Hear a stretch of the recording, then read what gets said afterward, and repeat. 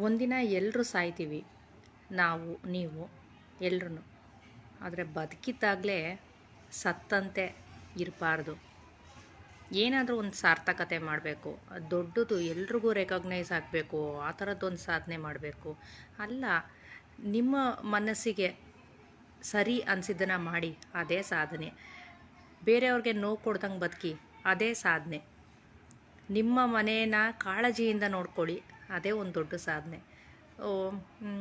ಈ ನಾನು gold medallist, ನಾನು ಅಲ್ಲಿ ಹೋಗಿ ಸ್ಪೋರ್ಟ್ಸಲ್ಲಿ ಅಷ್ಟು ಗೆದ್ದೆ, ಇಲ್ಲಿ ನನ್ನ ಸ್ಕೂಲ್ನಲ್ಲಿ ಫಸ್ಟ್ ರ್ಯಾಂಕು, ಇಲ್ಲ ನಾನು ಕಾಲೇಜ್ನಲ್ಲಿ ಟಾಪರು, ನಾನು ಡಾಕ್ಟ್ರೇಟ್ ಮಾಡಿದ್ದೀನಿ, ನಾನು ಲಾಯರು.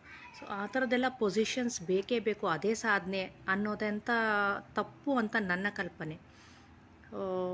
ಏನೇ ಆಗಿರಲಿ, ಎಷ್ಟೇ ಚಿಕ್ಕವರಿರಲಿ, ಇಲ್ಲ ಎಂಥ ಒಂದು ಹುದ್ದೆನಲ್ಲೇ ಇರಲಿ, ಎಷ್ಟು ಚಿಕ್ಕ ಮನೆಯಲ್ಲೇ ಇರಲಿ, ಎಷ್ಟು ದೊಡ್ಡ ಮನೆಯಲ್ಲೇ ಇರಲಿ, ಅದು ಮ್ಯಾಟರ್ ಆಗಲ್ಲ. ಬಟ್ ನೀವು ಜೀವನದಲ್ಲಿ ಏನೋ ಒಂದು ಸಣ್ಣ ಸಾಧನೆ ಆದರೂ ಮಾಡಿ, ನಿಮ್ಮ ಮನೆಯವರು ನಿಮ್ಗೆ ಅದ್ರ ಮೇಲೆ ಖುಷಿಯಿಂದ ಇದ್ದಾರೆ ಅಂತ ಅಂದರೆ ಅದೇ ನಿಮಗೊಂದು ದೊಡ್ಡ ಸಾಧನೆ.